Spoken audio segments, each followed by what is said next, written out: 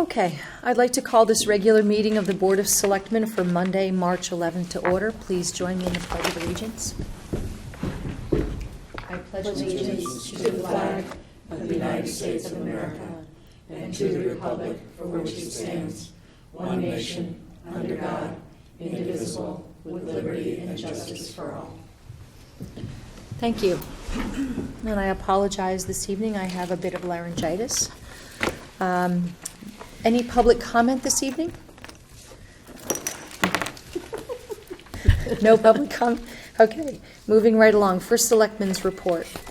I want to thank Senator Carlo Leone for holding a community conversation this past Saturday morning at the Darien Library.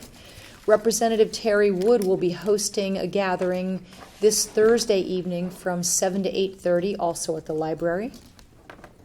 And Senator Bob Duff will host a meeting on Monday, March 18th from 7 to 8:30 at the library. So greatly appreciate the presence of our state legislators here in Darien. I want to bring to your attention two more significant pieces of legislation. House Bill 7319, an act concerning the fiscal independence of school districts, which would turn school districts into independent educational service taxing districts that would have exclusive power and authority to set mill rates, assess and collect taxes, borrow and bond, and appropriate monies for all educational expenses with no administrative input or oversight by town boards of finance or legislative bodies. So that one is causing tremendous consternation statewide. I've sent an inquiry to the Board of Education to ask for their comment on that. Who are the sponsors? That is a bill coming out of the Planning and Development Committee. Thank you. And House Bill 7192, which is an act concerning municipal and regional opportunities and efficiencies, which would merge the tax assessment and collection departments within municipalities, create new revaluation zones along COG boundaries with all data input done at the COG level, more or less taking on the back office data entry functions.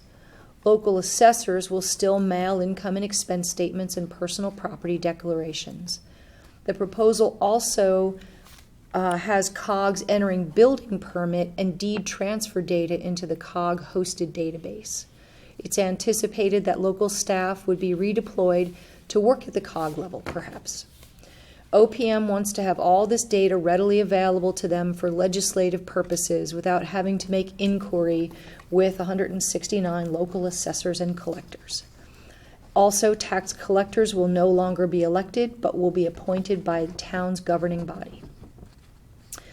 Update on the bridge over I-95 at exit 9 under the state's accelerated bridge program. The new bridge you see being built in the on-off ramp area will be moved into place between June 1st and June 8th. That should be a fascinating process. And I'm waiting on an update on the Norotan River Bridge. I'll report back as soon as I get that. Kate, were you planning to report on the parking wait list tonight? No. Okay, then I can. So Anne took care of our parking wait list renewals, and 581 people have come off of our wait list. 113 of those received applications, I believe, for parking spaces, and 468 came off for non-renewal. So we have now in Norotan Heights a wait list of 768, and in Darien a wait list of 539. And please remember that tomorrow night, Town Hall Auditorium, is the Board of Finance public hearing on the town budget. Jamie, can I ask you a question? Sure. First, thank you so much for the updates on all of the activity in Hartford. Mm-hmm. With Terry coming and Bob coming, I'm sure people can ask questions, but do you have any other suggestions for people at home that listen to that as to how they can stay updated with what's going on? Yeah, that's no easy task. I think there were 5,000 bills introduced this session, and they're all in various phases of going into committee and either being supported, rewritten, killed or moved out of committee, and public hearings have been going on for the last month. So you can go to the Connecticut General Assembly website, and certainly social media is a good place. We don't really have the capacity to keep pace with Right. the work that's happening in Hartford. I certainly would hope that our representatives have the ability to do that for us. So please reach out to your representatives. And again, as I mentioned, these two bills, you can find the language of the bills by going on to the Connecticut General Assembly website, and just at the bottom of the page, you can plug in the bill number, any bill number, and get the exact language, and you can see where it is in the process. So you can plug in 7319 for the independent school districts, and 7192 for the tax assessor collector bill, or any other bills. I am going to try and work on putting together kind of the short list of the ones that are really noteworthy, but it's going to take me a little while to put that together. Well, and then we don't know what's going to happen in committee, so you can put it all together, and then it can end up coming out of committee a complete Correct. different bill with complete different language. Correct. And then there's always the possibility, because many of these have a revenue component or a budgeting component, they could find their way into the budget implementer bill without any public hearing. So we'll try and keep pace with it, but I'll tell you, it's no easy task. Thank you. You're welcome. Two things real quick. We received word today that the State Board of Arbitration decided in our favor on the MPP that the police union had filed regarding the hiring of the civilian dispatchers. So that was very good news. And next week, we're having our budget development workshop with staff. So if you have a chance to complete the survey I sent you, just on the off chance that there's any suggestions you have that may impact what we want to talk to staff about, I would appreciate it. Definitely get that done. And we do for you. plan to do a similar survey for the Board of Finance and the RTM after their rounds of the budget. Great. Okay. Thank you. Okay, new business, discuss and take action to approve the summer sidewalk sales. Boy, it's nice to be talking about summer already. So I'll read the motion. The Board of Selectmen hereby grants permission to the Darien Chamber of Commerce for Darien Sidewalk Sales and Family Fun Days to take place from July 11th, 2019 to July 13th, 2019, subject to the conditions detailed in the February 25th, 2019 letter from the Zoning Enforcement Officer, which is attached. Always a very fun time. Mark, did you have a question? I have a question about businesses that do not participate in the Chamber's program. What's involved in participating in the Chamber's program? Must you be a Chamber member, for I think they have to example? be a chamber member. Yeah. And what does that involve? I think you pay a membership fee. Do we have some idea of the relative size of that? I don't, but I can certainly We can find that find out for you. Well, I don't know how much time we have on this, but, if it's, I don't know what deadlines we need let's calendar to get this thing approved. We can do it tonight, clearly. Can we wait another meeting or two, or? I don't see why not. Are you, so I take it that you're questioning that businesses that don't participate in Chambers programs cannot participate in the sidewalk sales. That's And the you'd like to know question. more about that. That's right, and Okay. I don't have no firm position on Sure. that, but I'd just like to know. I'd like to know what some of the parameters are. Because I understand that the police are dealing with traffic and there's a lot of intense activity. But I also got the feeling that some of those people who might be disinvited might be very welcomed by the population at Darien. So I'm sure they Yeah. would be. I think that it largely comes down to the cost of putting on the sidewalk sales and the administrative processes that require the financial support of the chamber? I think it may have to do with insurance, but because this was a condition put on by the zoning enforcement officer. And if you, it says from a legal perspective and due to potential liability programs, we cannot permit that practice to continue. So I will touch base with David and find out what the issue is. May I? Certainly, like last year, when we were starting to promote the compost program, we were able to, you could pay for a table to get set up. So I just wonder if there are exceptions made if you're not part of the chamber, but could. Yeah, so I think if you want to delay the vote, and I can check in Sure. with planning and zoning, why they've made that a Right. condition. Good point.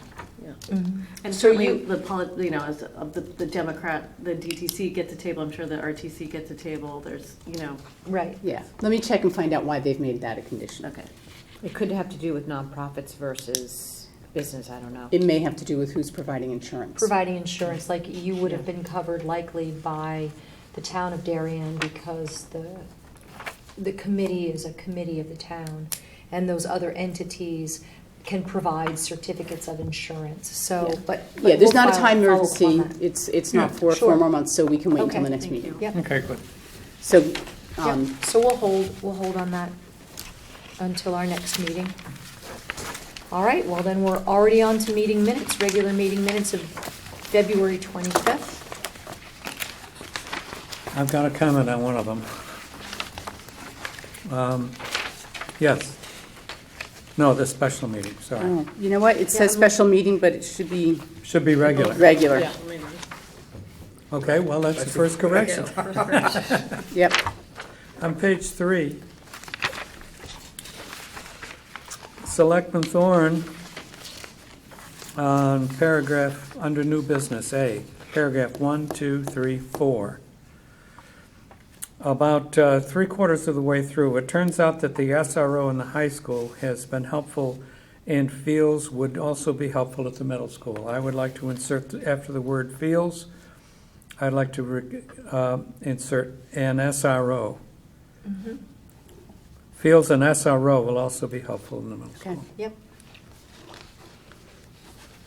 As long as you're on that page in the, in the main motion, the second line of the motion, civilian dispatchers with the understanding ing. And then, don't you want to indicate, motion passed 4-1, Ms. Barkman voted nay, or which, did she abstain? If it was abstained, it would have been 401.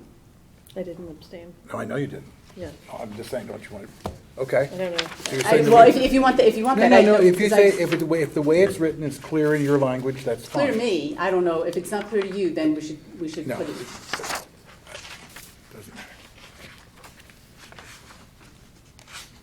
On page 4, your second or third motion, where it says $100,000 set aside for the Opticon system Yep, there's a space. space missing. Thank you.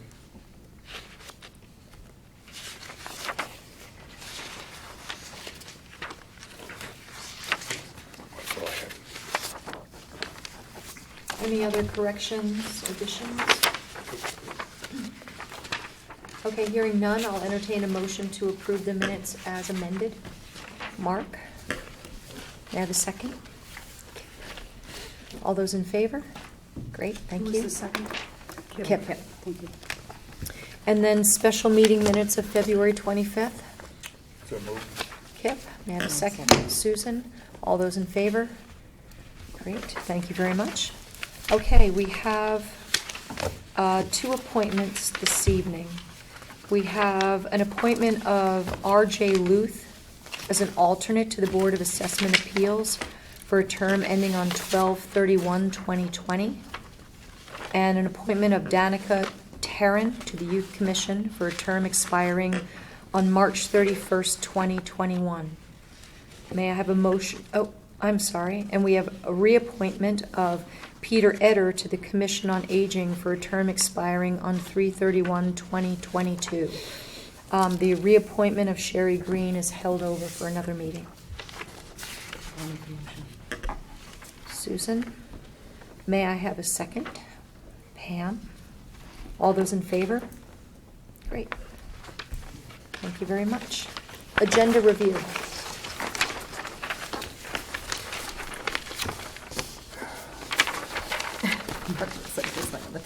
As the parking commission for the town, I think we need to talk about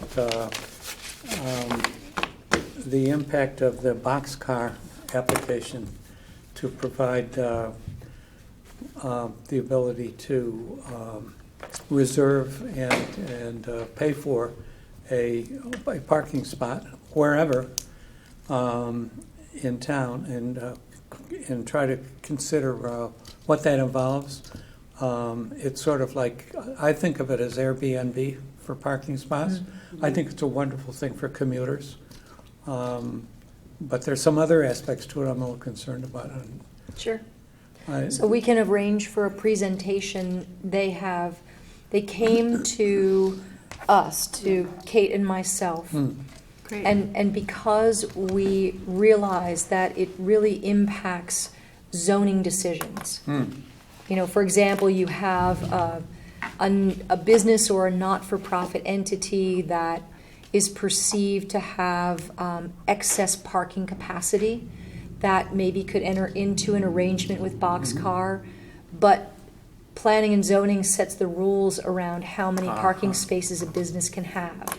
So we wanted to make sure that they were fully engaged. They came before the Planning and Zoning Commission and were given permissions to pursue parking arrangements on sort of as a what do you call it, a case-by-case basis, see how it goes for 6 months or a year in only certain locations. So we'll get you information on which locations were approved. Further, they're going to come in and have a meeting with Kate and I for us to talk with them about their capabilities in managing municipal-owned parking. So there might be more to the presentation. Yes. So we'll arrange for that. Great. Looking forward to that. They're doing something in New Canaan, right? Yes, They are I working believe with so. New Canaan. Yeah. Yep. You know, churches are a very good example Interesting. you know, certainly in New Canaan, there's good proximity to St. Aloysius, to their train station downtown. We might have similar opportunities here, but yet what do you do on those days when there's a big event at a church that might displace parking? So it's an innovative idea for sure, Certainly is. and worth considering and giving it a test pilot. But we'll arrange a presentation, and then we can Thank you. bring forward any of your questions. Anything else? Okay, hearing nothing, then I'll entertain a motion to adjourn.